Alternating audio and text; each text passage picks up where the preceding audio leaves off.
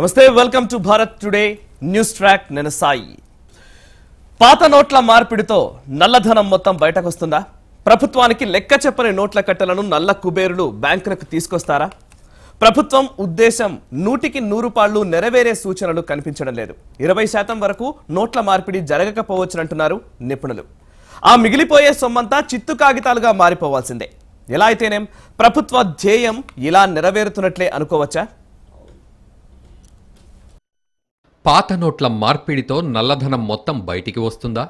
ప్రభుత్వానికి లెక్క చెప్పని నోట్ల కట్టలను నల్ల కుబేర్లు బ్యాంకులకు తీసుకొస్తారా? ప్రభుత్వ ఉద్దేశం 100కి 100 పాళ్ళు నెరవేరే సూచనలు కనిపించడం లేదు. 20% వరకు నోట్ల మార్పిడి జరగకపోవచ్చంటున్నారు బ్యాంకింగ్ రంగ నిపుణులు.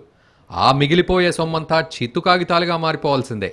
వీటి విలువ ఎంత ఉంటుందని అంచనా వేస్తున్నారో తెలుసా?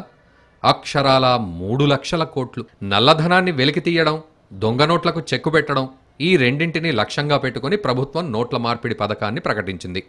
ఇప్పటి వరకు అమల్లో ఉన్న 500, 1000 రూపాయల నోట్లను రద్దు చేయడంతో సామాన్యులు, మధ్యతరగతి ప్రజలు ఆందోళన పడ్డారు. వీళ్లందరిది చిల్లర కష్టమే. సమయానికి నగదు అందుబాటులో లేకపోవడం వల్ల ఎదురైన ఇబ్బందే. అయితే అసలు సమస్య అంతా బ్లాక్ మనీని పోగేసుకున్న వాళ్లతోనే. ప్రభుత్వం కఠినంగా వ్యవహరిస్తుండడంతో నల్ల డబ్బును ఏం చేయాలో దిక్కుతోచని స్థితి వారిది.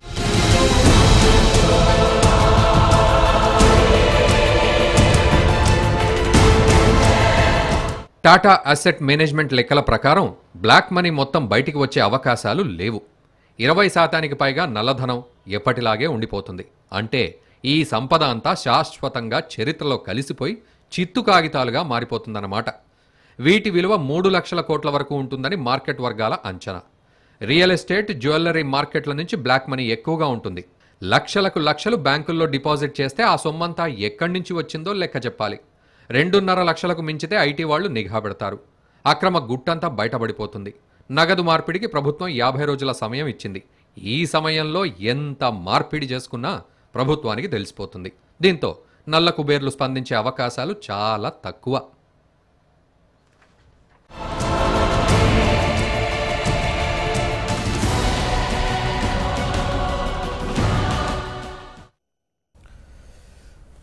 మొన్న రాత్రి ప్రధాని నరేంద్ర మోడీ 500, 1000 రూపాయల నోట్లను రద్దు చేస్తూ ఒక ప్రకటన చేసిన తర్వాత నుంచి ఇప్పటి వరకు కూడా ఈ 2 రోజుల్లో ఆల్మోస్ట్ ఇదే చర్చ దేశవ్యాప్తంగా నడుస్తూ ఉంది.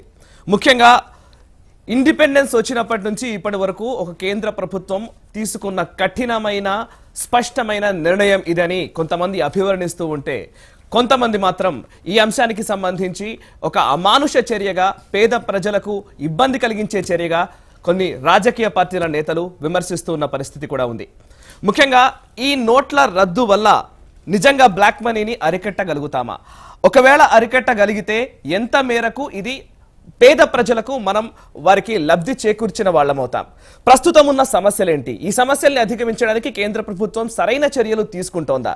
ఈ అంశాల గురించి ఈరోజు మనం చర్చించబోతున్నాం. ప్రస్తుతం మనతో ఉన్నారు రాజకీయ విశ్లేషకులు లక్ష్మీనారాయణ గారు, అదేవిధంగా టీఆర్ఎస్ పార్టీ సీనియర్ నాయకులు సమ్మారావు గారు, అండ్ ఆర్థిక విశ్లేషకులు పాపారావు గారు, కాంగ్రెస్ పార్టీ సీనియర్ నాయకులు మల్లు రవి గారు, అండ్ బీజేపీ సీనియర్ నాయకులు అల్జాపూర్ శ్రీనివాస్ గారు. నమస్కారం శ్రీనివాస్ గారు, రవి గారు, పాపారావు గారు, సమ్మారావు గారు అండ్ లక్ష్మీనారాయణ గారు. చర్చకు స్వాగతం. ముందుగా లక్ష్మీనారాయణ గారు, ఫస్ట్ మీతో స్టార్ట్ చేస్తున్నా. ఆర్థికంగా ఒక గొప్ప సంస్కరణగా ఇంతవరకు ఎవరు తీసుకొని ఒక కఠిన నిర్ణయాన్ని మోడీ తీసుకున్నట్టుగా 2 రోజుల నుంచి అయితే విపరీతంగా వాట్సాప్లో కావచ్చు, సోషల్ మీడియాలో కావచ్చు, మీడియా ఛానల్లో కావచ్చు విపరీతమైన చర్చ నడుస్తోంది. సామాన్య ప్రజలు కూడా అందరూ బ్యాంకుల చుట్టూనో లేకపోతే ఈ నోట్ల గురించో మాట్లాడుకుంటున్న పరిస్థితి కనబడుతోంది.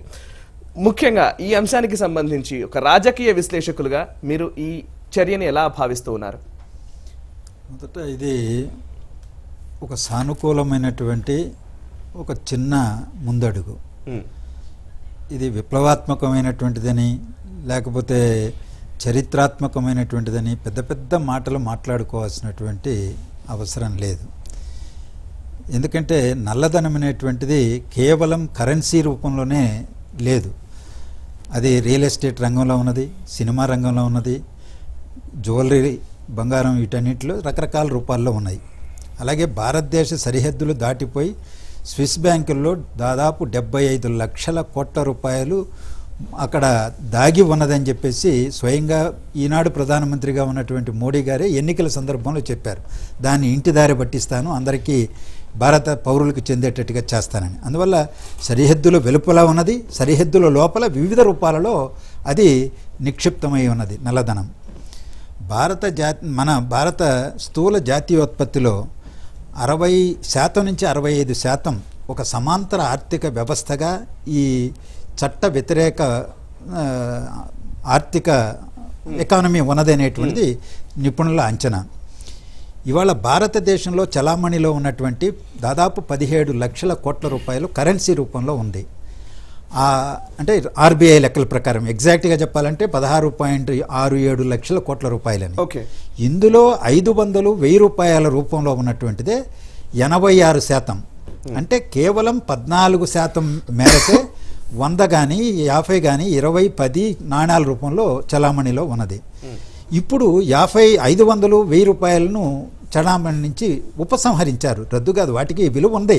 బ్యాంకుల దగ్గరికి తీసుకెళ్లి మార్చుకోవచ్చు. ఎవడైనా డిసెంబర్ 31 వరకు ఉంటుంది, తర్వాత అవి చిత్తకాలుగా మారిపోతాయి. అప్పుడు కూడా 31, 2017 మార్చి వరకు కూడా డాక్యుమెంట్స్ సబ్మిట్ చేసి దాన్ని మార్చుకోవచ్చు. సరే, ఇవన్నీ అవకాశాలు ఉన్నాయనుకోండి. ఈరోజు ప్రజలకు అనేక ఇబ్బందులు, సామాన్య ప్రజలు కింద వాళ్ళు పడుతున్నారు. పెద్దవాళ్ళకి ఏమీ ఇబ్బందులు లేదు. ఎందుకంటే ఆన్లైన్ సాంకేతిక పరిజ్ఞానం వచ్చింది కాబట్టి mobile transaction, NEFT transaction, internet transaction అవన్నీ వచ్చినాయి కాబట్టి సడన్గా ఇప్పుడు అంత ఇది కాలేదు. కానీ సామాన్యుడు మాత్రం ఇబ్బందులు పడుతున్నాడు, గ్రామీణ ప్రజానీకం, ఇతరులు. ఈ బ్యాంకింగ్ ఫెసిలిటీ లేనటువంటి వాళ్ళు, సాంకేతిక పరిజ్ఞానాన్ని వినియోగించుకునే అందుబాటులో లేనటువంటి ప్రజానీకం. రెండవది, దీని లక్ష్యాలేంటి అనేటువంటి దాంట్లో కొన్ని సానుకూలమైనటువంటివి ఉన్నాయి, కొన్ని ప్రతికూలమైనటువంటి అంశాలు. ఒకటి, నకిలీ నోట్లను అరెస్ట్ చేయడం. ఆ విషయంలో తప్పనిసరిగా ఇది అరెస్ట్ చేస్తుంది నకిలీ నోట్లని. నల్లధనాన్ని పూర్తిగా ఎరాడికేట్ చేస్తుంది అనేటువంటిది అది పూర్తి స్థాయిలో మంచి, అది అంగీకరించబడి చాలా మటుకు చేసే అవకాశాలు కనబడతాయి. ఒకటే, కరెన్సీలో ఉన్నటువంటి నల్లధనాన్ని బయటికి తీసుకురావడానికి ఉపయోగపడుతుంది ఒకటి. రెండవది, అవినీతిని తుదముట్టిస్తుంది. ఇది అవినీతిని అరికట్టలేదు. ఈ సమాజంలో డబ్బు పాత్ర ఎన్నికల్లో ఉన్నది. రాజకీయ వ్యవస్థే అవినీతికి మూలం, ఉద్యోగ వ్యవస్థే అవినీతికి మూలం. దీన్ని ఆ కోణంలో చూసినప్పుడు అవినీతిని ఎరాడికేట్ చేసే చర్య కాదు ఇది. రాజకీయ పార్టీల స్పందన. ఇంకొక మాటే ఇక్కడ వీటితో పాటు నాకు కనిపిస్తున్నది ఏంటంటే, కార్పొరేట్ సెక్టార్లకు అనుకూలమైనటువంటి చర్య కూడా ఇది కనిపిస్తుంది. ఏ విధంగా అంటే, 2013 భూసేకరణ చట్టం ఏదైతే ఉన్నదో ఒక అవరోధంగా ఇది నిలబడింది ప్రగతికే అని చెప్పి 3 సార్లు ఆర్డినెన్స్ తీసుకొచ్చారు. ఈ 3 సార్లు ఆర్డినెన్స్ తీసుకొచ్చినా రాజ్యసభలో మెజారిటీ లేదు కాబట్టి దాన్ని చట్టం చేయలేకపోయారు.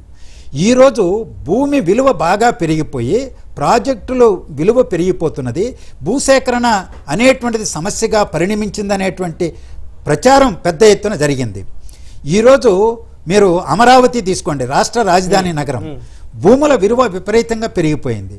అది చిన్న పెద్ద రైతులకు ఉపయోగపడింది. కృత్రిమంగా పెంచేసినటువంటి ప్రాంతం అది. కానీ మిగిలినటువంటి చోట్ల కూడా దేశవ్యాప్తంగా భూముల విలువ పెరిగింది. ఆ పెరిగినటువంటి విలువలకు అనుగుణంగా భూసేకరణ చట్టాన్ని అమలు చేసి వాళ్ళకు నష్టపరిహారం చెల్లించడానికి ప్రభుత్వాలే సిద్ధంగా లేవు. ప్రైవేట్ ఇండస్ట్రీ, కార్పొరేట్ సంస్థలు అలా ఉంచి, అందువల్ల ఇప్పుడేమవుతుంది, తప్పనిసరిగా ఈ చర్య వల్ల భూముల విలువ పడిపోయేటువంటి ప్రమాదం ఉన్నది. Sir okay, right. ఇప్పుడు మీరు చెప్పిన అనేక అంశాలు ఉన్నాయి, అవన్నిటి గురించి చర్చిద్దాం ఖచ్చితంగా. సార్ పాపారావు గారు, ఫస్ట్ ఆర్థిక విశ్లేషకులుగా 500, 1000 రూపాయల నోట్లను రద్దు చేయడం వల్ల, లేదా దాన్ని ఒకవేళ యూజ్ చేయాలంటే కనుక ఖచ్చితంగా మీరు కొత్త నోట్లను తీసుకోవాలనే ఈ నిబంధన, ప్రస్తుతం తీసుకున్న ఈ నిబంధన వల్ల నష్టం ఏంటి, లాభం అసలు లేదా? లాభం చాలా తక్కువగా నష్టమే చాలా ఎక్కువగా ఉంది. ఎందుకంటే నేను కూడా పొద్దున బ్యాంకులో చాలాసేపు ఉన్నాను, చూశాను ప్రాక్టికల్గా సిచ్యువేషన్. అక్కడ నేను వెళ్ళినప్పుడు మిడిల్ క్లాసు, పూరర్ సెక్షన్సే ఉన్నారు అక్కడ అందరూ.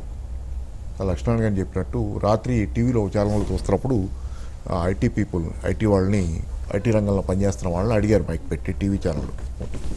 అయితే ఏంటంటే మంచిదే అని చెబుతున్నారు కానీ అంటే వాళ్ళు ఏమంటున్నారంటే చెప్తానే వాళ్ళు అనేది ఏంటంటే ఇబ్బంది ఏం లేదు మాకు ఆన్లైన్ అదే డెబిట్ కార్డులు ఏమి ఉన్నాయి ఆన్లైన్ చేసుకుంటున్నాం కాబట్టి మాకైతే ఏం పెయిన్ ఏం లేదు దీనిలో అని చెబుతున్నారు. అది ఇందాక ఆయన అన్నట్లుగానే ఏంటంటే యాక్చువల్గా ఈ ట్రాన్సాక్షన్లు చేసుకునే వాళ్ళకి ఆన్లైన్ చేసుకోగలిగిన వాళ్ళకి అది కూడా ఎక్కడ ఆన్లైన్ ఎక్కడ మీరు చిన్న చిన్న చోట్ల మీరు పోయి ఏదో మామూలు మిడిల్ క్లాస్ తినే హోటల్లో తినాలంటే ఆన్లైన్ అవకాశం ప్రతిసారి ఉండదు. మీకు ఆన్లైన్ రెడీగా క్యాష్ ఉండాలని కూడా లేదు, అంత 4 రోజులు మెయింటైన్ అయ్యేంత. దీంతో ఏమవుతుందంటే రిచ్ కంఫర్టబుల్గా ఉన్న వాళ్ళకి ఆన్లైన్ అనేది అసలు దీని తాలూకు పెయిన్ ఏమాత్రం సోకదు వాళ్ళకి. ఎవరికి పడుతుంది ఈ పెయిన్? మొత్తం సామాన్య జనానికి పడుతుంది. రెండోది ఏంటంటే ఇందాక సార్ నేను ఒక అంశం చెప్తాను. దేశంలో 1 కోటికి పైగా స్ట్రీట్ వెండర్స్ ఉన్నారు అనేది ఒక అంచనా. ఓన్లీ స్ట్రీట్ వెండర్స్ నేను చెప్పేది. 50% ప్రజలు మొన్న మనం జిఎస్టీ రోజు కూడా మనం మాట్లాడుకున్నాం. చిన్న చిన్న ఆహార ధాన్యాలు కానీ ఇవి కానీ వాడేవాళ్ళు 50% ప్రజలు ఉంటారు. 50% ప్రజలు రోజువారీ వాళ్ళు 500 నోట్లు కానీ 1000 రూపాయల నోట్లు కానీ చూడాలంటే చాలా తక్కువనే, చాలా కష్టం. ఎందుకంటే అందరి దగ్గర 100 రూపాయల నోట్లు 50 రూపాయల నోట్లు ఎక్కువగా చలామణిలో ఉంటాయి. ఇప్పటికిప్పుడు 500 నోటు పోవడం వల్ల సమస్య ఏంటి? కాదు నేను అనేది ఒకటే, మీకు 500 నోటు గురించి అది మిస్అండర్స్టాండింగే. ఎందుకంటే 500 నోట్లు మనం అనుకున్నట్టు కేవలం మధ్యతరగతి ఆ పైనే చలామణి కాదు. కామన్ పీపుల్ దగ్గర కూడా ఈరోజు 500 చాలా కామన్. ఎందుకంటే అసలు నోట్ల ఈ బ్యాలెన్స్ వాల్యూ కాదు, నోట్ల కరెన్సీ వాల్యూ నెంబర్ ఉంది, దాని ప్రకారం వాల్యూ ప్రకారం చూస్తారు అన్నట్టు. దాన్ని కరెన్సీ వాల్యూ మొత్తం ఈ దేశంలో ఉన్న కరెన్సీలో 84.3% అంటే సుమారు 85% వాల్యూ మేరకు ఉన్న కరెన్సీ 500, 1000 రూపాయల నోట్లే.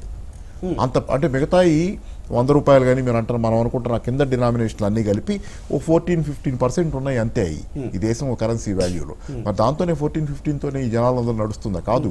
500 మనం అనుకున్నంతగా అదేమి ఈరోజు అత్యంత తాత్కాలికమైన సమస్య గురించి మనం ఆలోచించడం. తాత్కాలికమైన ఎవరికి వస్తుంది తాత్కాలికమైన సమస్య అంటే పొద్దున్న నేను ప్రాక్టికల్గా నిన్న ఛానల్లో కూడా మాట్లాడి వాళ్ళు ప్రాక్టికల్గా పొద్దున్న చూస్తే పింఛన్ డబ్బులు తీసుకొని పింఛన్ డబ్బులు ఒక 1500 ఏమో వాళ్ళ దగ్గర 2000 వచ్చినాయి అనుకుంటా, 1500 మిగిలిన 500 ఖర్చు అయింది వాళ్ళ దగ్గర. ఆ 1500 తీసుకుని బాగా ముసలాయన అట్టర్ పూరు భార్య వచ్చారు. సరే ఐడెంటిటీ కార్డు తెచ్చుకోవడానికి మళ్ళీ బొమ్మన్నారు పోతాను. వాళ్ళు ఆయన మామూలుగా అయితే ఆ స్థితిలో మనం మామూలుగా ఎక్స్పెక్ట్ చేసేది ఏంటంటే రిటైర్డ్ అయిన మిడిల్ క్లాస్ వాళ్ళమైనా ఎక్స్పెక్ట్ చేసేది ఏంటంటే అట్లా మనం రోడ్డు మీదకి వచ్చి తిరిగి బ్యాంక్ వచ్చి వెతుక్కుంటా అట్లా ఉండాల్సిన పరిస్థితి ఆ మనిషికి రాకూడదని కోరుకుంటాం. అలా ఉన్నాడు అనారోగ్యం. ఇట్లాంటి వాళ్ళు గ్రామాల్లో కానీ చాలా చోట్ల కానీ 2000 పెన్షన్ వచ్చేవాళ్ళు ఈ రోజుకి ఈ దేశంలో చాలా చాలా చాలా మంది ఉన్నారు. ఎందుకంటే మన నగర ప్రాంతాల్లో అర్బన్ క్యూలు చూసి కూడా కాదు, కేవలం ఇది అర్బన్ ఏరియాస్లోనే ఇంత క్యూలు ఉంటాయి. అసలు బ్రాంచులు సరిగ్గా లేని చోట ఏటీఎంలు ఇప్పుడు పనిచేయట్లేదు ఈ 2 రోజుల నుంచి. ఇట్లాంటి చోట 500 నోట్లు ఇస్తున్నారు వాళ్ళకి పెన్షన్కి. ఒక్కోసారి చాలా మందికి అంత చిల్లరేమి రావట్లేదు. 500, 300, 400 నోట్లు లేకపోతే 300, ఒక 500 చిల్లర వస్తుంది. వాళ్ళ పరిస్థితి ఇప్పుడు మీరు ఒకసారి వాళ్ళకి మనకి దారులు తెలుసు, కనీసం ఎక్కడికి పోవాలి ఏం చేసుకోవాలి మనం కొంచెం చదువుకోవటం అర్బన్ ఏరియాస్ తాలూకు ఎక్స్పోజర్ వల్ల. కానీ ఏంటంటే సామాన్య ప్రజలు గ్రామీణ వాళ్ళకి అసలు అసలు అర్థం కాని పరిస్థితి. వాళ్ళు కంప్లీట్ చాలా మంది ఎలా ఉన్నారంటే వాళ్ళకి ఏం అర్థం కావు, మనం ఇంత మాట్లాడేది ఏమీ అర్థం కాదు వాళ్ళకి. కంప్లీట్ బ్లాంక్ గా ఉన్నటువంటి అమాయకులైన ప్రజల్ని వీళ్ళు ఇప్పుడు అక్కడ అది దెబ్బ ఎక్కడ తగ్గుతుంది పోయి. సాయి గారు, దేశమంతా కూడా సోకాల్డ్ ఇంటెలెక్చువల్స్ కానీ ఆయా రాజకీయ పార్టీలన్నీ కూడా పత్రికలు చాలా మంది మెచ్చుకుంటా ఉన్నారు.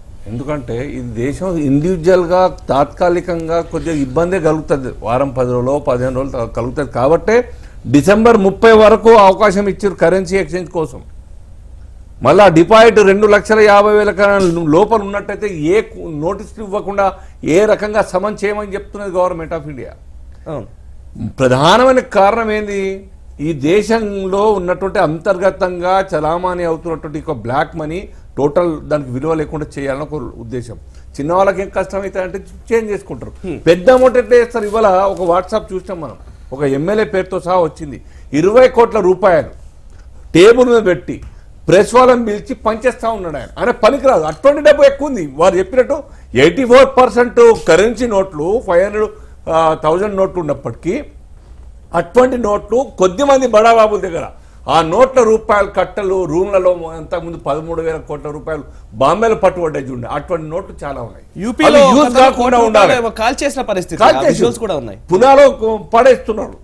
మా ఊర్లో 3 గోనె సంచుల్లో కట్టలు తెచ్చి పడేసినారు మా ఊర్లో. ఇవాళ ఈ రకంగా అటువంటి యూజ్ కాకుండా ఉండేటువంటి అవకాశం ఈ యొక్క నిర్ణయం కారణం. రెండోది ప్రధానమైన నిర్ణయం కారణం ఇవాళ కరెన్సీ మొత్తం కూడా ఫేక్ నోట్ తయారని మీరు అందరూ ఒప్పుకోవాలి. దాని కారణంగా పాకిస్తాన్ కానీ మిగతా మన శత్రువులుగా ఉన్నటువంటి ఒక దేశాలకు చాలా సంతోషం చలామణి కాబట్టి కాయిదాలే ఈ ఆ దేశంలో చలామణి అవుతున్న విషయం. దాన్ని కూడా రూపుమాపాలి. దానికి కావాలంటే ఏంది, ఇటువంటి ఒక యాక్షన్ కారణంగానే జరుగుతా సాధ్యమైంది. ఇవాళ బీజేపీ చేసిందంటే బీజేపీ మనుగడ కోసమో ఓట్ల కోసం చేసింది కాదు. దేశ భద్రత ఒకటి, బ్లాక్ మనీ టోటల్ గా రూపుమాపాలు ఒకటి. మూడవది ఇది ఫస్ట్ టైం కూడా కాదు, మళ్ళీ చేసింది స్వాతంత్రం రాకముందు జరిగింది. జనతా పార్టీ హయాంలో హెచ్ఎం పటేల్ గారు మినిస్టర్ గా ఫైనాన్స్ మినిస్టర్ గా ఉన్నప్పుడు జరిగింది, ఇప్పుడు జరిగింది, కొత్త ఏం కాదు. కాబట్టి దీనివల్ల మేమేదో మళ్ళీ దీని తర్వాత అవినీతి అంత మొత్తం నేను చెప్పడం లేదు. ఎప్పుడు కూడాను అవినీతి అవకాశం ఉంటది. అక్రమార్గాలు చేసే వాళ్ళందరూ వ్యాపారస్తులు బడబాబులు ఉంటారు. ఎప్పటికప్పుడు ప్రభుత్వాలు కోరి చేస్తా ఉంటే ఆగే అవకాశం. రవి గారు ఒక అంశం సార్, రవి గారు ముఖ్యంగా సరే నేను మొన్న ఈ నిర్ణయం వచ్చినప్పటి నుంచి ఈ రోజు సాయంత్రం వరకు కూడా నేను చాలా మందితో నేను మాట్లాడుతూ ఉన్నాను. స్ట్రీట్ వెండర్స్తో కావచ్చు, చిన్న చిన్న వాళ్ళతో కూడా చాలా వరకు మాట్లాడుతూ ఉన్నాం. ఓన్లీ థింగ్ ఈజ్ ఒక్కసారిగా 500, 1000 రూపాయల నోట్లు లేవనేసరికి నాకు ఇప్పుడు ఏ చెల్లదేమో అన్న ఒక భయం కనిపించింది.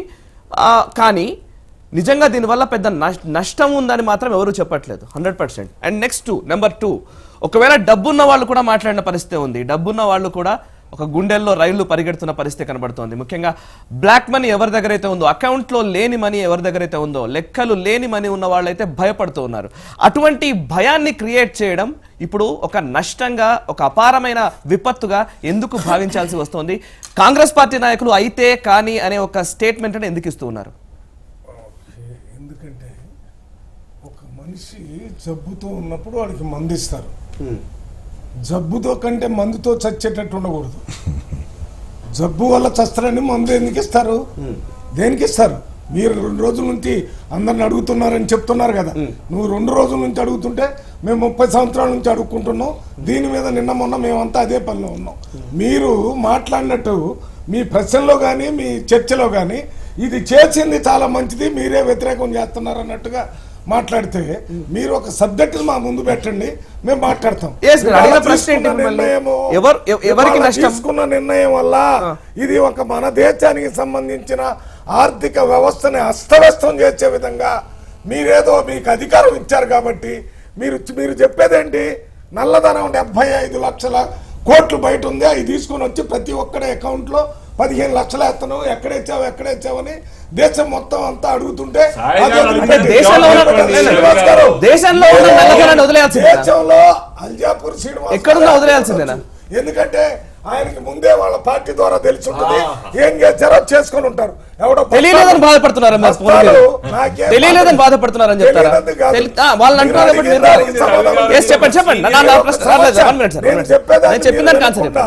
మీరు ఎదురు ప్రశ్నలు ఆయన కోసం మీ గురించి అడుగుతున్నాను. నేను చెప్పేది వినాలి మీరు. ఎందుకంటే అస్తవ్యస్తమైందని ఎందుకు అంటున్నానంటే దీన్ని రెగ్యులేట్ చేయాల్సిన అవసరం ఉంది. మామూలుగా ఒక వ్యక్తి ఇల్లు అమ్ముకున్నా, లేకపోతే పొలం కొన్నా, లేకపోతే ఏదైనా ఆస్తి కొంటే ఏం చేస్తున్నారు? రిజిస్టర్ ఆఫీసులో వాడు ఒక రిజిస్టర్ ఆఫీసుని సగం డబ్బులో అంతకంటే తక్కువతోనే రిజిస్ట్రేషన్ డబ్బులు వైట్ మనీ తీసుకొని తక్కిందంతా బ్లాక్ మనీతోనే చేస్తున్నారు. ఇది అందరికి తెలిసినటువంటి విషయమే. తెలుసా లేదా? దీన్ని ఆపడానికి కావాల్సిన చర్యలు ముందు తీసుకోవాలా? అది తీసుకోలేదు. మొత్తం భారతదేశంలో ఎక్కడైనా రిజిస్ట్రేషన్ ఎంత కొన్నారో అంతకే రిజిస్ట్రేషన్ కావాలనే చట్టాన్ని భారతదేశంలో ముందు తీసుకొని వచ్చేస్తే దీనివల్ల సగం డబ్బు మళ్ళీ ప్రభుత్వానికి వచ్చే అవకాశం ఉండేది. అది చేయలేదు. అది కాకుండా నిన్న మొన్నటి దాకా నల్లధనం ఉన్న వాళ్ళంతా ఒక నెల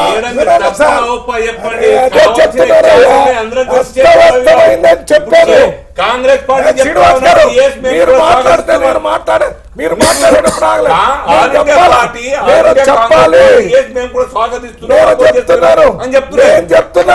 నేను చెప్పేది ఏంటి కూడా కాంగ్రెస్ పార్టీ నుంచే ఒక్కటే విషయం, నల్లధనాన్ని ఆపు చేస్తున్నామనే పేరుతోని మేము నల్లధనాన్ని బయటికి తీసడానికి కావలసిన చర్యల గురించి మీరు చేయలేదంటున్నాను. నిన్నటి దాకా నల్లధనం ఉన్న వాళ్ళందరూ మీరు స్వేచ్ఛగా మీ డబ్బులన్నీ ఇవ్వండి, మీ అకౌంట్స్ అన్ని సరి చేస్తామని చెప్పారు. ఆ టైం అయిపోతే ఇంకొక నెల పెట్టారు. ఇవాళ సామాన్య ప్రజలు ఇప్పుడు పెళ్లి చేసుకోవాలని డబ్బులు డ్రా చేసుకుని 5-6 లక్షలు ఉన్నాడు ఎక్కడ కట్టాలో తెలియట్లేదు.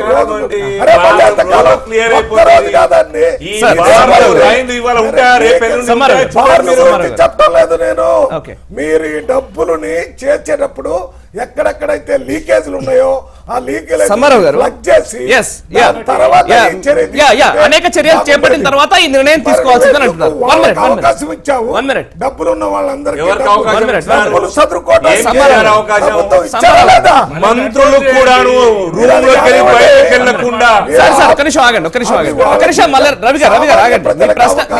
మీరు చెప్పింది ఏంటంటే మీరు చెప్పింది పాయింట్ తీసుకున్నారు రవి గారు. శ్రీనివాస్ గారు ఒక నిమిషం ఆగండి. ఇప్పుడు సమారావు గారు పాయింట్ కూడా తీసుకోవాలి. సమారావు గారు 1000 రూపాయలు రద్దు చేశారు. సమారావు గారు పాయింట్ తీసుకోవాలి. 500 2000 రూపాయల నోట్లు తెస్తున్నారు. మళ్ళీ అనేక అంశాలు ఉన్నాయి. ఒక్క నిమిషం వస్తాను మీ దగ్గరికి. సమారావు గారు మొత్తం భారతదేశంలో ఉన్నటువంటి రాజకీయాలకు అతీతంగా అన్ని వర్గాల వారు స్వాగతిస్తున్నది. ఎందుకంటే దేశ వ్యవస్థను మొత్తము బ్లాక్ మనీ మిగతా ద్వారాను నష్టం జరుగుతున్నది కాబట్టి దీని ఒక పక్క స్వాగతిస్తూనే తీసుకునే నిర్ణయంలో ఎక్కడో చిన్న చిన్న పొరపాట్లు జరిగినట్టు అనిపిస్తున్నది. ఎందుకంటే ఈ బ్లాక్ మనీని మొత్తం బయటికి తీసుకురావడానికి బ్లాక్ మనీ అనేది ఇప్పుడు మీరు ఏదైతే ఆవాస్ పాలు కాకుండా ఎప్పుడైతే విదేశాల్లో స్విస్ బ్యాంకు నుంచి తీసుకొచ్చి 15 లక్షల రూపాయలు ఖాతాలు వేస్తా అనే పరిస్థితి మళ్ళీ రాకూడదు అనేది మేము కోరుకుంటున్నాం. ఎందుకనంటే ఈ రాజకీయ వ్యవస్థను కానీ మిగతా వ్యవస్థలను కానీ ఈ బ్లాక్ మనీ అనేది వ్యవస్థలను సంపూర్ణంగా నాశనం చేస్తున్నటువంటి పరిస్థితి. దీన్ని మేము స్వాగతిస్తూ ఇంకొకటి ఏం జరుగుతున్నదంటే మధ్య తరగతి సామాన్యుల మీద ఇబ్బందులు పడకుండా చూడాల్సిన బాధ్యత ప్రభుత్వాల మీద ఉన్నది. ఎందుకంటే అరటాక్ మీద ముళ్ళు మీద అరటాక్ పడ్డా రంధ్రం పడేది అరటాక్ కాబట్టి అల్టిమేట్ గా నష్టపోయేటోళ్ళు పేదోళ్ళు నష్టపోతున్నారు, మధ్యతరగతి కుటుంబాలు నష్టపోతున్నారు. ఇవాళ మీరు అందరు కూడా మీడియాలో చూడవచ్చు, ఒక ఆమె 12 ఎకరాల భూమి అమ్ముకొని 54 లక్షల రూపాయలు ఇంట్లో పెట్టుకున్నది. ఒక రాత్రికి రాత్రి 500 నోట్లు 1000 రూపాయల నోట్లు రద్దయిపోతున్నాయని చెప్పినప్పుడు తెల్లారి పత్రికలలో మీడియాలో కూడా ఏమైందంటే సాక్షాత్ ప్రధానమంత్రి గారు ఒక మాట అన్నాడు, ఇవన్నీ చిత్తు కాయిదాల కింద లెక్క అని. సరే సామాన్యులు మధ్యతరగతి వాళ్ళు కిందోళ్ళు ఏమర్థం చేసుకోగలుగుతారు? నా దగ్గర 54 లక్షల రూపాయలు ఉన్నాయి, ఇవి చిత్తు కాయిదాలుగా చెల్లేయట అనేటువంటి ఆలోచనతో ఆమె ఆత్మహత్య చేసుకున్నటువంటి పరిస్థితి వాళ్ళ మనం చూసినాం. అదే రకంగా సామాన్య ప్రజలు ఇవాళ వ్యాపారాలు ఇవాళ హైదరాబాద్ సిటీలో చూస్తున్నారు, ఎక్కడ చూసినా కూడా మొత్తం వ్యాపారాలన్నీ ఈవెన్ టీ కొట్టోడు కానీ టిఫిన్ అమ్ముకుంటోళ్ళు కానీ భోజనం అమ్ముకునేటోళ్ళు కానీ ఎక్కడికక్కడ ఆగిపోయిన పరిస్థితి ఉన్నది. అదే ధనవంతులకు బ్లాక్ మనీ ఉన్నోళ్లకు కోటీశ్వర్లకు ఎక్కడేం ఇబ్బంది జరుగుతలేదు, మధ్యతరగతి సామాన్యులు ఇబ్బంది పడే పరిస్థితి వస్తున్నది. చాలా మంది ఇళ్లలో ఉంటాయి, ఇవాళ రేపు ఎకరం అమ్ముకుంటే 20 లక్షలు 50 లక్షలు కోటి రూపాయలు వచ్చిన పరిస్థితి ఉన్నది. భూములు అమ్ముకొని జాగలు అమ్ముకొని బిడ్డల పెళ్లిళ్ళ కోసానికి పిల్లల చదువు కోసానికి ఇంకో రకమైన మీ శ్రీనివాస్ గారు మీరు యూ డోంట్ ఇంటర్ నాకు మీరేం చెప్పొద్దు, నేను మిమ్మల్ని అడిగినప్పుడు చెప్పండి, మీరేం చెప్పొద్దు అన్నమాట. నేను అయితే ఇటువంటి పరిస్థితులలో సామాన్యులు మధ్యతరగతి పేద కుటుంబాలను కూడా దృష్టిలో పెట్టుకొని చేయాల్సిన అవసరం ఉన్నది. ఇప్పటికి కూడా నేను అడుగుతున్నా, ఇప్పటికి కూడా పత్రికల్లో మీడియాలలో చూస్తున్నాము, ఈ మధ్య దళారీలు ఇప్పుడు కోటి రూపాయలు ఇస్తే కోటి రూపాయలు ఇప్పుడు ఇస్తే ఇప్పటికిప్పుడు 75 లక్షలు ఇస్తాం. సమారావు గారు మీరు ఫస్ట్ స్టార్ట్ చేసినప్పుడు చెప్పిన మాట అదే, ఉద్దేశం చాలా బాగుంది, దీన్ని అందరూ ఆహ్వానించాల్సిందే, కాకపోతే ఉన్న కొన్ని అంశాలకు సంబంధించి మనం చర్చించాలన్నారు. ఉద్దేశం బాగున్నప్పుడు ఒకవేళ ఉద్దేశం కరెక్ట్ అయింది అన్నప్పుడు తాత్కాలికమైన కష్టాలు కొంత ఉండవచ్చు గాక దీన్ని అనుభవించాలి, కొంత మనం చేద్దాము, దీన్ని ఎరాడికేట్ చేయడానికి కష్టపడదాం అందరం కలిసి అనేది ప్రధాని చెప్పిన మాట. మనం ఇంతకు ముందు తెలంగాణ ఉద్యమ సమయంలో ఒక 1 నెల రోజులు 40 రోజులు సకల జనుల సమ్మె చేసిన టైంలో ఒక 10 రూపాయల ఆటోకి 100 రూపాయలు పే చేసిపోయిన ప్రజలు చాలా వరకు ఉన్నారు. అందరూ స్వచ్ఛందంగా కూడా దాంట్లో పార్టిసిపేట్ చేశారు. ఉద్దేశం మంచిదైనప్పుడు ప్రజలు కూడా స్వచ్ఛందంగా కొంతమంది వస్తున్నప్పుడు మనం దాన్ని ఆహ్వానించాలి కదా. నేను అదే చెప్పిన, ఒకవేళ బ్లాక్ మనీని కంట్రోల్ చేసి దేశాన్ని ఒక మంచి మార్గంలో నడిపించగలిగితే మనస్ఫూర్తిగా స్వాగతిస్తున్నాం అని చెప్పిన. కానీ ఇప్పటికిప్పుడు కూడా నేను చెప్తున్నా, అనేక మధ్య బ్రోకర్లు అందరూ కూడా ఇప్పటికి కూడా మీరు కోటి రూపాయలు ఇస్తే మేము 75 లక్షలు ఇస్తామనేటువంటి మధ్య దళారీలు ఇవాళ జరుగుతున్నటువంటి పరిస్థితిని మనం చూస్తున్నాం. ఒకవేళ ఆ పరిస్థితే కనుక వస్తే ఈ కొత్త నోట్లు ఇంత పెద్ద ఎత్తున ఆ దళారుల చేతులకు ఎక్కట్లా పోయినాయి, ఏ రకంగా పోయింది, ఆ కట్టుదిట్టమైన చర్యలు ప్రభుత్వం ఎందుకు తీసుకోలేకపోతున్నది అనేది నేను ఖచ్చితంగా అడుగుతున్నా. ఇంకోటి ఇవాళ మీరు చూసిండ్రు లైన్లలో నిలబడ్డప్పుడు మీ మీడియా మొత్తం చూసింది, మొత్తం దేశంలో ఎక్కడున్నా పేద మధ్యతరగతి సామాన్యులు పెన్షనర్స్ ఉద్యోగస్తులు రిటైర్డ్ అయిన బాపతోళ్ళు వాళ్ళు పోయి లైన్లలో తీసుకోవడానికి ప్రయత్నం చేసేది కానీ ఈ పెద్ద పెద్ద నల్ల కుబేర్లు అనుకుంటూ ఎక్కడ కూడా బ్యాంకుల దగ్గర పోయిన దాఖలాలు లేవు. వాళ్ళని కాపాడడానికి ప్రయత్నం చేసేటువంటి ఇక్కడ అంశాన్ని మనం అబ్జర్వ్ చేయాలి. డబ్బున్న వాళ్ళు లైన్ లో లేరు అని అంటే వాడికి భయం కూడా ఉండొచ్చు కదా. ఇప్పుడు నా డబ్బుని ఏం చేయాలన్న భయం, ఏం చేయలేక చెత్త కుండీలో పడేస్తున్న పరిస్థితి కూడా ఉంది.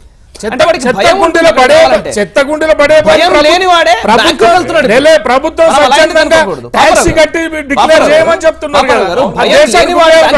అంటే వాడు భయం లేదు కాబట్టి, నా డబ్బు నిజాయితీతో కూడుకున్న కష్టంతో సంపాదించింది కాబట్టి నేను వెళ్తున్నాను బ్యాంక్ అంటున్నారు. సో వాళ్ళందరూ స్వచ్ఛందంగా వస్తున్నారు. దోపిడిదారులందరూ మేము ఎక్కడున్నా సాటుకు కూడా మార్చుకోగలుగుతాం అనుకుంటున్నారు.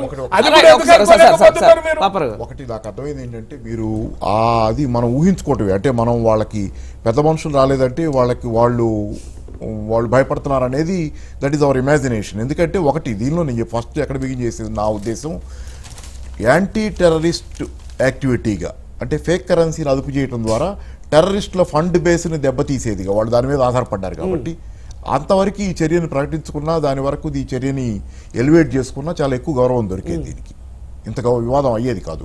దాంతోపాటు ఏం చేస్తుండాల్సిందంటే, ఇందాక ఇక్కడ అందరూ చెప్పినట్టుగానే, రవి గారు కూడా అన్నట్టుగానే చాలా జాగ్రత్తలు ముందుగా తీసుకుని ఉండాల్సింది. దాంతో మామూలు జనాలకు వచ్చే సమస్యల పరిష్కారానికి సాధ్యమైన రహస్యంగానే కావచ్చు, సర్ప్రైజ్గా చేయాలనేది ఒకటి ఎవరు కాదనరు.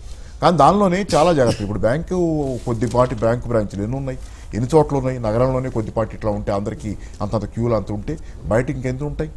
కాబట్టి ఏంటంటే దాని మీద తగిన ప్రజలకి బాధ సోకకుండా, ఎందుకంటే ప్రజలు మామూలుగానే రకరకాలుగా కష్టాలు పట్టడానికి అలవాటు పడున్నారు కాబట్టి కొంతపాటి బాధ అయితే వాళ్ళు దాన్ని పట్టించుకునేవాళ్ళు కాదు. కానీ బయట మీరు చూస్తే వాతావరణంలో చాలా ఇబ్బంది పడుతున్నారు ప్రజలు. ఎందుకంటే నేను గమనిస్తున్నా, చిన్న చిన్న వాళ్ళు పేదవాళ్ళు ఈ నగరాల్లో ఇస్త్రీ బండ్లు పెట్టుకునేవాళ్ళు, వాచ్మెన్లుగా రకరకాల పని చేసుకునేవాళ్ళు, వాళ్ళు కిరాణా సరుకుల కోసం తెచ్చుకోవడానికి వెళ్ళేటప్పుడు ఇప్పుడు ఈ డబ్బులు 500 ఏదో తీసుకెళ్ళి వాళ్ళ దగ్గర ఉంటే కిరాణా సరుకులకు పోతే షాపుల్లో ఏమవుతుందంటే తీసుకోకపోవడం వల్ల ఇమీడియట్గా నిన్న ఇవాళ జరుగుతున్నాయి. వాళ్ళు 500 వ్యాపారస్తులు మరి ఇది జరుగుతుంది.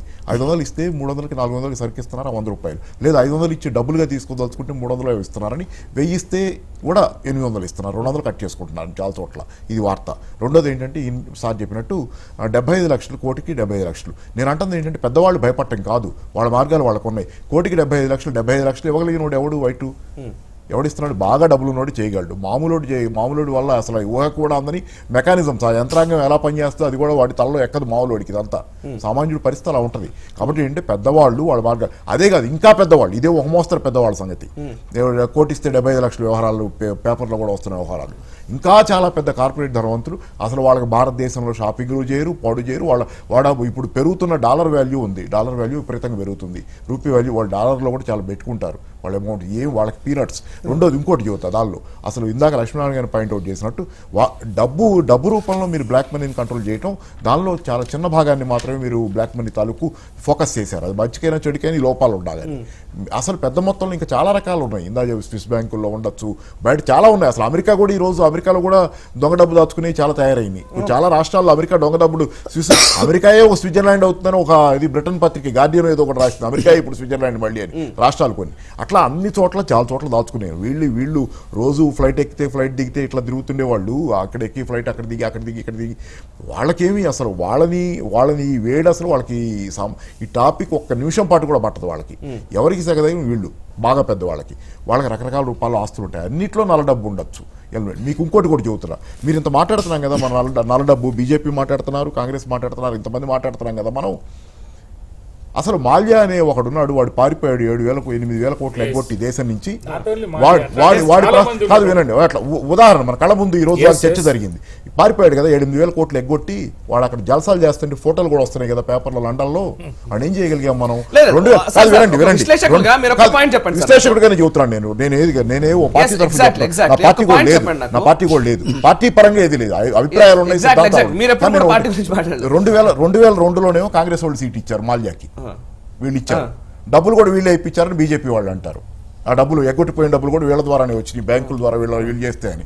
అదే బీజేపీ వాళ్ళు ఇప్పుడు ఎన్ని చెబుతున్నారా, మాల్యాకి మీరే ఇప్పించారని 2010లో వీళ్ళు సీట్ ఇచ్చారు. 2002లో వాళ్ళు ఇవ్వటం చూసి ఆ నిర్వాహకం అంతా చూసి 2010లో వీళ్ళు సీట్ ఇవ్వటం అంటే అది సపోర్ట్ చేశారు గెలవటానికి రాజ్యసభకి. వీళ్ళు జేడీఎస్ వాళ్ళు గెలిపించారు.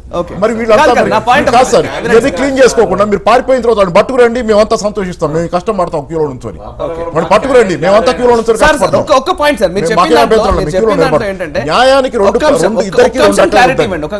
క్లారిటీ అండి. కేంద్ర ప్రభుత్వం తీసుకున్న ఈ ప్రకటన, ఈ నిర్ణయము, ఈ ప్రకటన ఇప్పుడు చేస్తున్న తంతు ఇది ఆర్థిక వ్యవస్థకు ఒక అశనిపాతంగా భావించాలా? నేను అంటల్లా ఆర్థిక వ్యవస్థకు కాదు, సామాన్యుడికి. మీరు సామాన్యుడి పట్ల ఏమో జరిగితే మీరు అయితే పైగా దీనిలో చాలా ఉన్నాయి, నేను అవన్నీ మామూలు పైగా రకరకాల ఊహాగానాలు కాబట్టి నేను వాటి జోలికి పోలేదు. కానీ ఇప్పుడు చెబుతున్నాను, యూపీ ఎలక్షన్ల గురించి చేశారని ఒకటి, ప్రతిపక్షాల దగ్గర బ్లాక్ ఇది ఫండ్ల రకరకాల మాట్లాడు, అవన్నీ నేను మాట్లాడాలి నేను ప్రస్తావించాలి. అందుకే నేను ఊహాగానాలు. పాపారావు గారు అన్నట్టు ఒక పెద్ద మనిషి అన్నాడు 5 రాష్ట్రాలు గెలిచిపోయినట్టే దీని వల్ల అని చెప్పి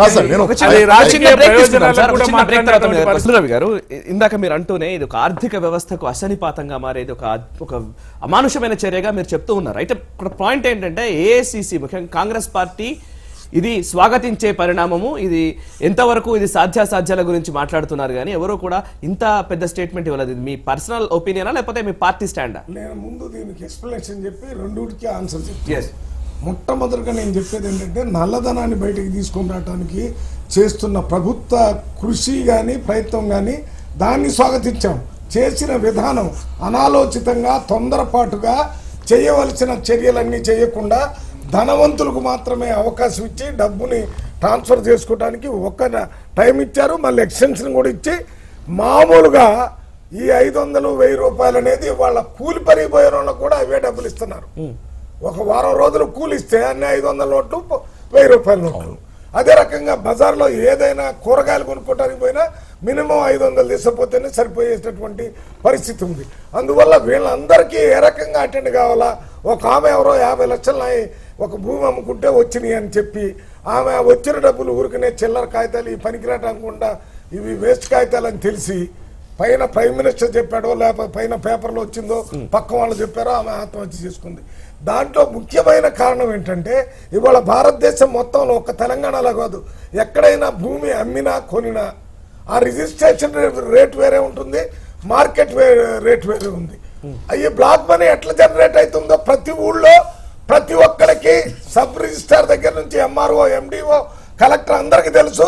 వీటిని కట్ చేయడానికి, దీన్ని సరిచేయడానికి తీసుకోవాల్సిన చర్య ఏ రకంగా అయితే మీరు బ్లాక్ అవును ఇప్పటి నుంచి జరిగేదన్నీ కూడా వాల్యుయేషన్ ప్రకారం జరుగుతాయి. ఉన్నాయో కావాలి ఈ రకంగా ప్రజలు ఖచ్చితంగా జరుగుతున్నటువంటి వాల్యుయేషన్ మారుతుంది. వాళ్ళకి అవకాశం ఇవ్వలేదు.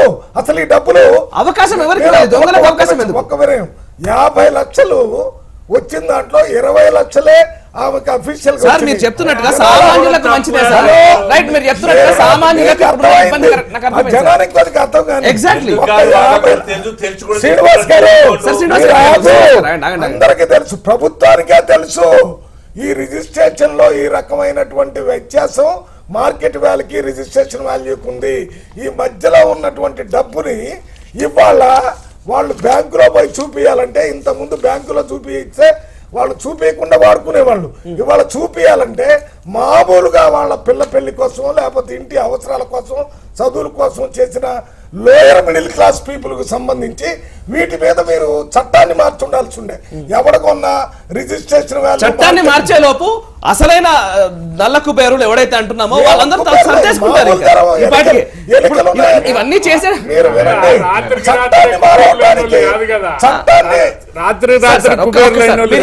అర్థమైంది. ఎన్నో రోజుల నుంచి దేశ సంపాదన అంతా దోసుకొని కూడబెట్టుకున్న వాళ్ళు కదా వీళ్ళంతా. మీరు తీసుకొని వస్తే వైట్ పని చేస్తానని వాళ్ళకి ఇచ్చిన అవకాశం వాళ్ళకి ఇచ్చావు కానీ ఈ రకంగా మిడిల్ క్లాస్ వాళ్ళకి, లోయర్ మిడిల్ క్లాస్ వాళ్ళకి ఈ 500-1000 రూపాయలు ఉన్న వాళ్ళంతా కూడా మీరు దాన్ని బ్యాంకులో పెట్టి చూపియండి. ఇక ఇప్పుడు ఈ రోజు నుంచి మీరు చూపించకపోతే మీదే బాధ్యత. ఎవరు కొన్న రిజిస్ట్రేషను లేకపోతే మార్కెట్ వాల్యూ చిదంబరం గారు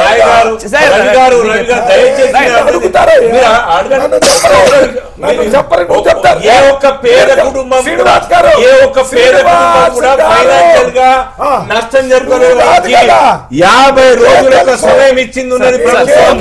కరెన్సీ నోటు ఎక్స్చేంజ్ చేసుకోవడానికై రూపాయి కూడా నష్టపోరు. ఏదో 2 లక్షల పైబడి ఉండే అవకాశం లేదు.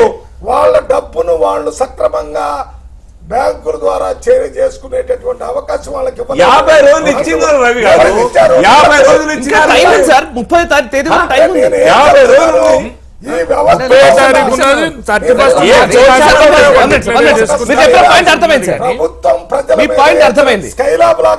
రైట్, మీ పాయింట్ అర్థమైంది. ఇక్కడ ఒక్క నిమిషం లక్ష్మీనారాయణ గారు, 2 అంశాలు. ఒకటి, మీరు ఫస్ట్ స్టార్ట్ చేసింది కూడా సార్ రవి గారు కూడా మాట్లాడింది అదే, రిజిస్ట్రేషన్ వాల్యూస్.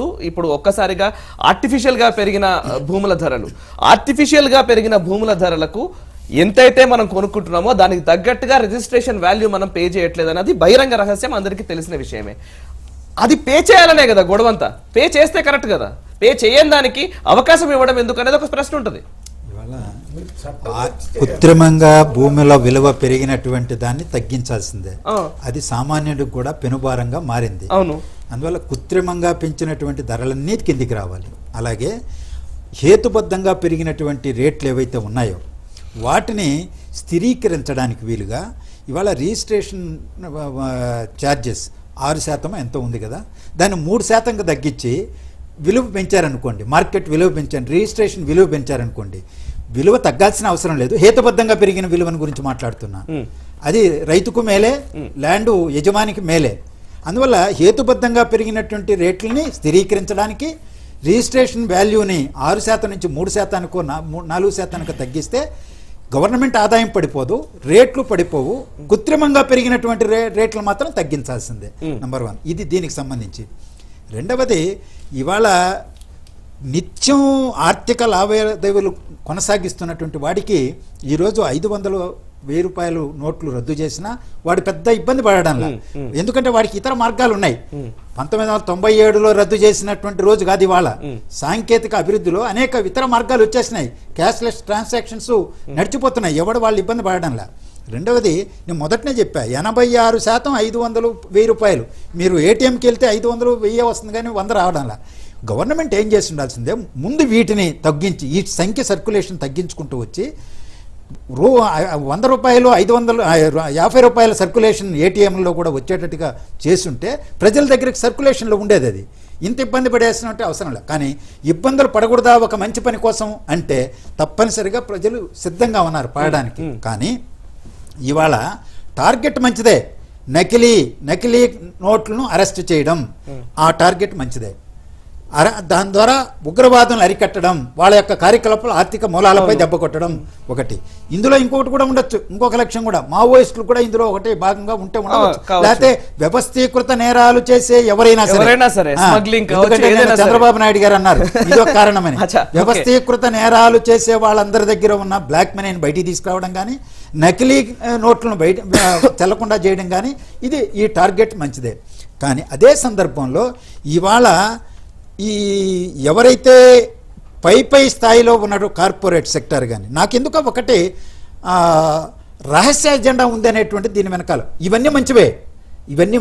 అందుకనే భూ సంస్కరణల చట్టాన్ని అమలు చేసే దాంట్లో వచ్చిన ఇబ్బంది నుంచి భూముల రేట్లను కూడా తగ్గించేటువంటి ఒక రహస్య అజెండా ఇందులో ఉంది. నేను సస్పెక్ట్ చేస్తున్నా, factor not, I don't know. ఎందుకంటే ఇక్కడ either one way or other way sir. నేను ఇప్పుడు మీరు చెప్పినట్టుగా కృత్రిమ రేట్లు తగ్గించడం లేకపోతే భూ సంస్కరణల ద్వారా వాళ్ళకి ఇచ్చే కాంపెన్సేషన్ విషయంలో తగ్గించే ఒక కుట్ర అని మీరు అనుకుందాం. అయితే ఇంకొక అంశం కూడా చూడాలి కదా, భూముల విలువ తగ్గడం వల్ల, తాత్కాలికంగా పెరిగిన రేట్లు తగ్గడం వల్ల మిడిల్ క్లాస్ పీపుల్ భూములు కొనుక్కోవడానికి అవకాశాలు ఉంటాయి. అందుకనే మిడిల్ క్లాస్ ఓటు బ్యాంకును సృష్టించుకోవచ్చు. ఇప్పుడు చూడండి, ఇప్పుడు ఈ దేశంలో రైతాంగం ఇవాళ చిన్నకారు సన్నకారు వీళ్ళందరూ కూడా 1, 2 ఎకరాలు 3 ఎకరాలు ఉండేటువంటి వాళ్ళు ఈరోజు అభివృద్ధి పనుల పేరిట కోస్తా కారిడార్ల పేరిట లేకపోతే ఇంకొక పేరిట భూములను విచ్చలవిడిగా మేము స్వాధీనం చేసేసుకుంటామని చెప్పేటువంటి సందర్భంలో భూ సంస్కరణల చట్టాన్ని అమలు చేయండి అని అడుగుతుంటే దాన్ని అమలు చేయడంలా, ఎందుకంటే 3 రెట్లు 4 రెట్లు ఇవ్వాలని. ఈరోజు అందుకనే భూమి విలువ పెంచడంలా. నేననేది భూమి విలువను పెంచండి, రిజిస్ట్రేషన్ ఛార్జీలు తగ్గించండి. ఓకే, అది ఆర్టిఫిషియల్ గా పెరిగినటువంటి రేట్లు తగ్గించండి. ఇప్పుడు ఇంతకు ముందు ఒక అంశం వచ్చింది, ముఖ్యంగా విదేశీ ధనం లేదా విదేశాల్లో మూలుగుతున్న ధనం. సార్ మీరే తీశారు కాబట్టి పాపారావు గారు, విదేశాల్లో అనేక రకాలుగా డబ్బుని అక్కడికి చేరవేస్తున్న వాళ్ళు ఉన్నారు, అక్కడ దాచుకుంటున్న వాళ్ళు ఉన్నారు, వాళ్ళకే ఇబ్బంది ఉండదు అనేది. ప్రస్తుతం దేశంలో కూడా అన్అకౌంటెడ్ మనీ కొన్ని కోట్లలో ఉన్నమాట వాస్తవమా కాదా? అదంతా ఇప్పుడు సర్క్యులేషన్ లోకి రావడం వల్ల అందరికీ రూపీకి సంబంధించిన వాల్యూ పెరిగే అవకాశాలు ఉంటాయా ఉండయా? దీన్ని అంగీకరించాల్సిందే కదా. నేను దానికి కాదట్టాల, ధరలు కూడా తగ్గుతాయి అంటున్నారు, ఇవన్నీ నిజమే. ఎక్కడ అంటే ఎట్ వాట్ కాస్ట్? మీరు దానికి చెల్లిస్తున్న మూల్యం ఏంటి? తగ్గాలి, ధరలు తగ్గాలని అందరం కోరుకుంటున్నాం, కానీ ఖచ్చితంగా నేను దాని అంతా కాదంటే ఉద్దేశాన్ని నిజంగా అజెండా, రహస్య అజెండా లక్ష్మీనారాయణ గారు నేను కూడా అనుకుంటున్నా, అది లేకపోతే ఆ ఉద్దేశాన్ని పాయింట్అవుట్ చేయట్లేం మేము. మాకు ఉందనే ఫీలింగ్ ఉంది, ఇదేదో వెనకాల ఏదో ఉందనేది, కానీ ఏంటంటే దాన్ని పాయింట్అవుట్ అది మా ఆలోచన కాబట్టి ప్రస్తుతానికి సబ్జెక్టివ్, మా థింకింగ్, అది మా థింకింగ్ కాబట్టి దాన్ని జనాల మీద వేసి రుద్దటం కుదరదు. కాబట్టి ప్రస్తుతానికి ఏంటంటే ఏమనుకోగలం అంటే సర్కమ్స్టాన్షియల్ ఎవిడెన్స్ బట్టి మాట్లాడగలం. ఏమున్నాయి పరిసరాల ఎవిడెన్స్? మీరు చేస్తున్నారు సరే, కొండం దవి ఎలికన పట్టినట్టు ఆ డబ్బులను పట్టుకు రావడానికి మీరు ఎంత డ్యామేజ్ చేస్తున్నారు, ఎంతమందిని ఇబ్బంది పెడుతున్నారు? ఇంత మనం పడే ఇబ్బంది వర్త్ ఇట్ ఆర్ నాట్? ఓ సర్జరీ చేయించుకుంటాం, సర్జరీ వల్ల సైడ్ ఎఫెక్ట్స్ ఉంటే చేయించుకుంటావా? మందు వేసుకుంటాం, టాబ్లెట్ వేసుకుంటాం, దానివల్ల సైడ్ ఎఫెక్ట్స్ అసలు జబ్బు కంటే ఇంకా కొత్త జబ్బు వస్తుంటే వేసుకుంటావా? ఇప్పుడు నేను చెప్పేది దీని గురించి అదే. నాకు టెర్రరిస్ట్ ఆపరేషన్స్ గురించి, దానికోసం ఫేక్ మనీ బంగ్లాదేశ్, పాకిస్తాన్ నుంచి విపరీతంగా వస్తుందని ఆబ్వియస్, అది దాన్ని ఎవరు కాదనరు. అదే మీరు ప్రకటించుంటే సంతోషించే వాళ్ళం. మీరు అది ప్రకటించి దాన్ని ప్రకటిస్తా పాటు జనాలకు ఇబ్బంది లేకుండా చాలా చర్యలు మీరు తీసుకొని ఉండాల్సింది. ఇందాక ఆయన చెప్పినట్టు 100 రూపాయల నోట్లు మీరు 50 రూపాయల నోట్లు సర్క్యులేషన్ లో స్లోగా పెంచితే ఎవరికి అనుమానం కూడా రాదు. అది మీరేం సర్ప్రైజ్ అటాక్ నుంచి మీరేం వెనక్కి పోవక్కర్లా, సర్ప్రైజ్ ఇవ్వాలి. ఆ 150 పెంచే కార్యక్రమం చేస్తే మీకు ఎవరికి తెలుసు? కొద్దిమందికే తెలుసు అని దీని గురించి, సర్జికల్ ఆపరేషన్ గురించి. ఎవరికైతే తెలిస్తేనే పని జరుగుద్దో వాళ్ళకి మాత్రమే తెలుసు అని చెప్తున్నారు. సరే మంచిదే, అదంతా ఎకనామిక్ క్రైమ్స్ లో ఇది రాసి. కాబట్టి ఏంటంటే 150 సర్క్యులేషన్ పెడితే దాని మీద ఎవరికి అనుమానం రాదు, అది జరుగుతుంది ఏంటో కూడా అర్థం కాదు.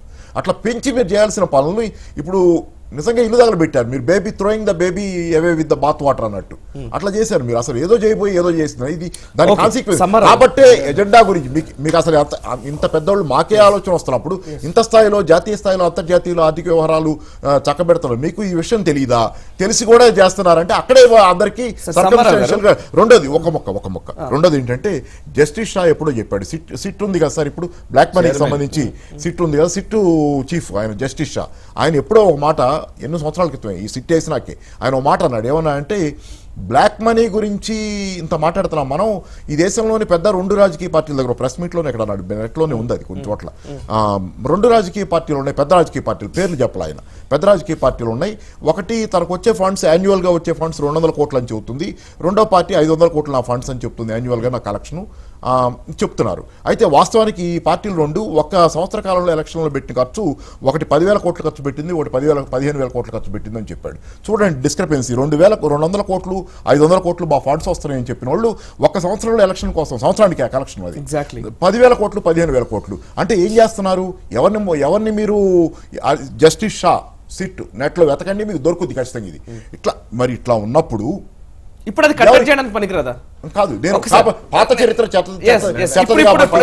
మంచి పని చేయొద్దంటలా. నేను పాత చరిత్ర చెత్తది కాబట్టి ఆ పార్టీకి శాశ్వతంగా చెడు చేయమని చెప్పటల్లా, అది శాశ్వతంగా చెడు స్టాంప్ కూడా వేయటల్లా. కానీ ఇక్కడ ఉన్న అన్ని ఎవిడెన్స్ చూసుకున్నప్పుడు, ఈ రోజు కూడా మీరు చూసుకున్నప్పుడు మాల్యా నిన్నగా పాత చరిత్ర కాదుగా, నిన్నగా కళ్ళ ముందు మారిపోయాడు. ఇట్లాంటి చాలా ఉదాహరణలు. విల్ఫుల్ డిఫాల్టర్స్ చాలా మంది ఉన్నారని.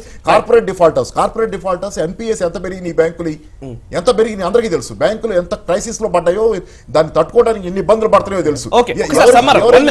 సమ్మారావు గారు, ఇందాక మనం మాట్లాడుతున్న అంశాల్లోనే ముఖ్యంగా ఫస్ట్ టెర్రరిస్టులని కట్టడి చేయడానికి ఇది ఖచ్చితంగా ఉపయోగపడదా? ఉపయోగపడే అంశమే. నెంబర్ 2, ఇప్పుడు యూపీ ఎలక్షన్స్ రాబోతున్నాయి. యూపీ ఎలక్షన్స్ కావచ్చు, ఎక్కడైనా ఎలక్షన్స్ కానీ, ఎక్కడ ఎలక్షన్ జరిగినా ఒక ఎంపీ స్థానానికి 100 కోట్లు ఖర్చులు పెడుతున్నారనేది మనం అనేక సర్వేలు చెప్తున్నాయి, అనేక మాటలు మనం వింటూనే ఉన్నాం, బహిరంగంగా చెప్తున్న అంశమే. ఇప్పటికిప్పుడు ఈ నిర్ణయం వల్ల యూపీలో వరదలా పారే డబ్బు ప్రభావాన్ని మనం తగ్గించిన అవకాశాలు ఉంటాయా ఉండయా? తగ్గిస్తామన్నప్పుడు అది ఒక స్వాగతించే పరిణామేనా కాదా? ఖచ్చితంగా దాని ప్రభావం పడుతుంది, అది స్వాగతించాల్సిన విషయం. పాకిస్తాన్కి వచ్చినా, బంగ్లాదేశ్కి వచ్చినా, ఇక్కడ టెర్రరిస్ట్ ISI వాళ్ళకు సంబంధించినటువంటి ఈ ఫేక్ నోట్లు ఏదైతే ఉన్నదో దానివల్ల చాలా మంది పిల్లలు, ఎంతో మంది నిరుద్యోగంతో ఉన్నటువంటి పిల్లలందరినీ కూడా ఆ వైపు ఆకర్షించి డబ్బుతోటి ఆకర్షిస్తున్నారు.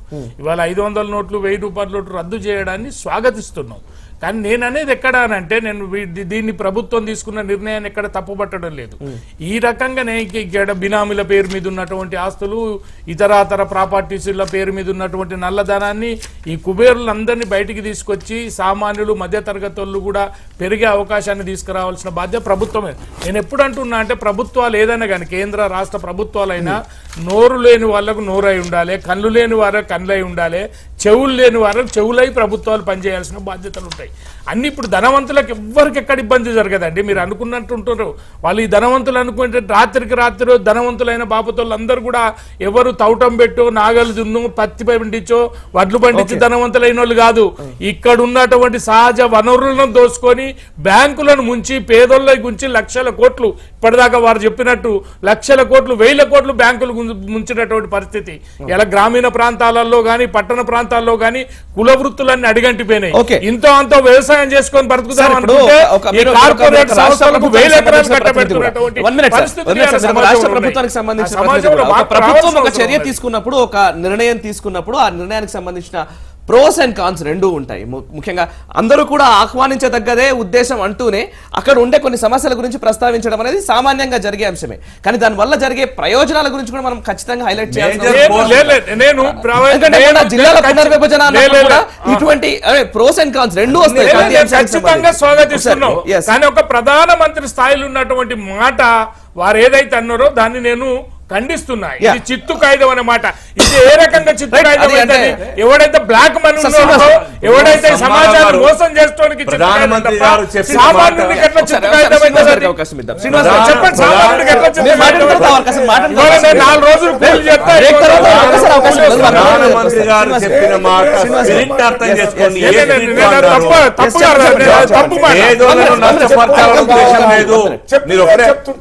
మీరు ఒకటే అర్థం చేసుకోరి. డబ్బులు, కరెన్సీ పెద్ద మొత్తంలో నోట్లు ఎవరి దగ్గర ఉంటాయండి? మీరు చెప్పినట్టు ధనవంతుల దగ్గర ఉంటాయి. పనికిరాని బ్యాంకు అకౌంట్ లోకి లేనటువంటి అమౌంట్ పనికి వస్తుందా ఈ రోజు? ఆ విలువ దానికి ఏమైనా ఉంటుందా? కాబట్టి ఉన్నోళ్ళ దగ్గర, ఇళ్లలో ఉన్న దగ్గర కోట్ల రూపాయల డబ్బులు పనికి రావు, చిత్తు కాయలని చెప్పినారు. ఆ వాళ్ళు చెప్పలేదు. 500 నోటు, 1000 రూపాయల నోటు ఈ రాత్రి నుంచి చిత్తు కాదు. దాంతో ఎంతో మంది ఆందోళన పడ్డటువంటి పరిస్థితులు ఉన్నాయి. కొన్ని పత్రికలలో అదేంటి పల్లి దాన్ని ప్యాక్ చేసి చూపెట్టిండు 500 నోట్లు, 1000 ఆ పరిస్థితి తీసుకొని చూపెట్టిండు. దాంతో చిన్నోళ్ళు ఎట్లా ఆందోళన పడాల్సిన పరిస్థితి ఉన్నది.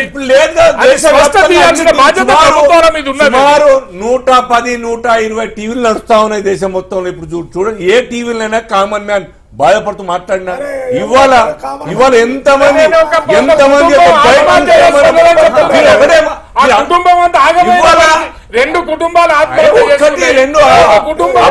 చేసుకొని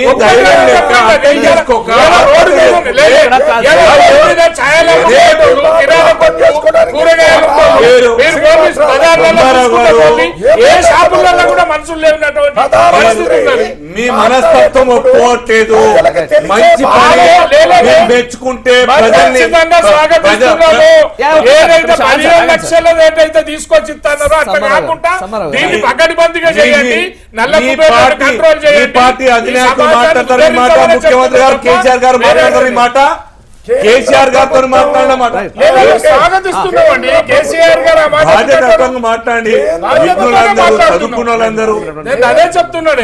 కేంద్ర ప్రభుత్వం ఈ పెద్ద నిర్ణయం తీసుకునే ముందు చాలా చట్టాలు కొత్తగా చేయాల్సిన కార్యక్రమాలన్నీ చేసి అప్పుడు చేయాలి. ఏ రకంగానంటే, ఒక మనిషికి కాలు నరకాలంటే అనస్థీషియా ఇవ్వాలి, అది నరకపోతే చచ్చిపోతారు. డేట్ ఇవ్వలేదా రవి గారు? మీరు డేట్ ఇచ్చినారు, ఎక్స్టెండ్ చేసినారు. డేట్ ఇచ్చింది కేంద్ర ప్రభుత్వం, ఎక్స్టెండ్ చేసింది, అల్టిమేటం ఇచ్చింది. కఠినంగా నష్టపోతారని హెచ్చరించింది. మీరు అన్న మాట మాట్లాడితే మాట్లాడేస్తారు. మిమ్మల్ని చెప్తున్నా. అందరూ ఒక పార్టీకి సంబంధించిన ప్రతినిధులే, ప్రధానికి ప్రతినిధులు ఎవరు ఉండరు ఇక్కడ, పార్టీకి సంబంధించిన ప్రతినిధులే. సార్ ఒక్క నిమిషం చెప్పండి, వారి పార్టీ స్టాండ్ వారు రవి గారు నా మాట వినండి ఒక్క నిమిషం. ఒక్క నిమిషం మీరు చెప్తుంది ఏంటంటే ఒక గాయాన్ని మాన్పించాలంటే అనస్థీషియా ఇచ్చి దానికి సంబంధించిన మీరు చెప్పింది అదే కదా, కాలుని తీసేయాల్సిన పరిస్థితి వస్తే తీసేయకపోతే మనకి చచ్చిపోతాడు. తీసేయడానికి కంపల్సరీ ఒప్పుకుంటాం. అవును, ఆ కనీసం ఏంటంటే ఆ డాక్టర్ చేయాల్సిన పని దానికి అనస్థీషియా ఇచ్చి నరికి దాన్ని మళ్ళీ బాగు చేసి ఆ మనిషి బ్రతికేటట్టు చేయండి. ఇవాళ మీరు చేసే కార్యక్రమం వల్ల కింద స్థాయిలో ఉన్న మామూలు మనుషుల నుంచి పై స్థాయిలో ఉన్న మధ్య తరగతి, higher middle class, lower middle class, ఆ ఏదైతే మీరు పెద్ద నల్ల కుబేర్లు అన్నారో వాళ్ళకు మాత్రం ఎనస్థీషియా ఇచ్చారు. వాళ్ళకి ఏమి ఇచ్చారు? వాళ్ళకు ఒక 2 నెలలు టైం ఇచ్చి మీ డబ్బులు లెక్క చెప్పండి అన్నారు. ఇంకో 2 నెలలు ఎక్స్టెండ్ చేశారు. వాళ్ళ అన్ని లెక్కలు అయిపోయిన తర్వాత మామూలు జనానికి ఏమి ఇక్కడ ఒక్క మీరు చెప్పిందని చెప్తున్నాను మళ్ళీ అర్థమైంది కదా. పాయింట్ అర్థమైంది సార్, పాయింట్ అర్థం కాదు. ఇక్కడ ఉన్న ఇబ్బందులు చేయడానికి మేము పూర్తిగా సహకరిస్తాము. మీరు ప్రపంచంలో వేరే దేశాల్లో ఉన్నాయి కూడా తీర్చరండి.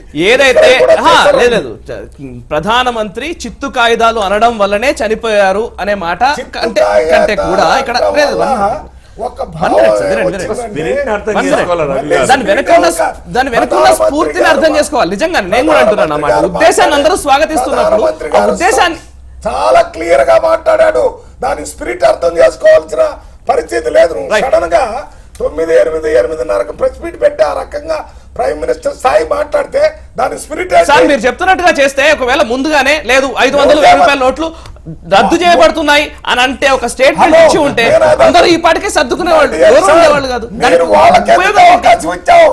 నల్లధనం ఉన్న వాళ్ళు ఎవరైనా వచ్చి మీరు స్వచ్ఛందంగా రమ్మన్నారు. రాకున్నప్పటికీ ఇంకా వాళ్ళకేమో స్వచ్ఛందంగా వైట్ మార్క్ గురించి సమస్య కాదు, నల్లధనం బయటికి రావాలనే కదా నల్లధనం బయటికి రావాలని. నల్లధనం ఉన్న వాళ్ళని స్వచ్ఛందంగా బయటకు వచ్చే అవకాశం వాళ్ళకి ఇచ్చి మామూలు జనానికి ఎందుకు ఇవ్వలేదు మీరు అవకాశం? వాళ్ళకి అవసరమే లేదు పాపం. మామూలు జనాలు డబ్బులు ఉంటాయి కదా, 2 లక్షల వరకు 2.5 లక్షల అవకాశం చూడండి. మీరు మాట్లాడిన మాటకు రేపు ఇంకో వారం మీరే రియల్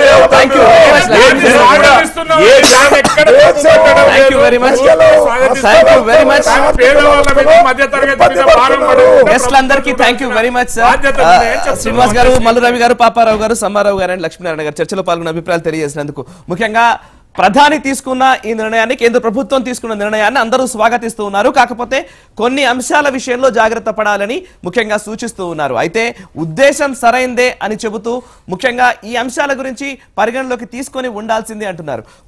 ముఖ్యంగా ఇప్పటికిప్పుడైతే ప్రజలకు కూడా చెప్పాల్సింది ఏంటంటే ఎవరు కూడా భయపడాల్సిన అవసరం లేదు. మీ కష్టార్జితం మీ దగ్గరే ఉంటుంది. మీకు మళ్ళీ దాన్ని లిక్విడ్ చేసుకునే అవకాశాలు మీకు ఖచ్చితంగా ఉంటాయి. మీరు తొందరపడి కష్టపడి ఇదేదో జరగబోతోంది 5,000 1,000 రూపాయల నోట్లు ఇంకా చెల్లవు అన్న మాట కంటే కూడా 31వ తేదీ వరకు మీరు ఆ డబ్బుల్ని తీసుకొని బ్యాంకుకి వెళ్ళి మళ్ళీ కొత్త కరెన్సీని మీరు తీసుకురావడానికి అవకాశాలు ఉన్నాయి.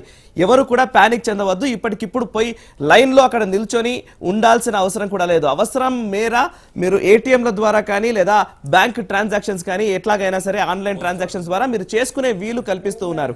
భయాందోళనకు గురై మాత్రం ఎవరు కూడా ఎటువంటి అఘాయిత్యానికి పాల్పడవద్దు. దానికి సంబంధించి ఎవరైనా ఇబ్బందులు ఉంటే మీ పక్కనున్న చదువుకున్న వాళ్ళకో లేకపోతే ఆర్థిక విశ్లేషకులకు ఎవరితో ఒకరికి మాట్లాడి ఒక నిర్ణయం తీసుకోండి, కానీ అఘాయిత్యాలకు మాత్రం పాల్పడవద్దు. చూస్తూనే ఉండండి భారత్ టుడే, దేశం కోసం ధర్మం కోసం.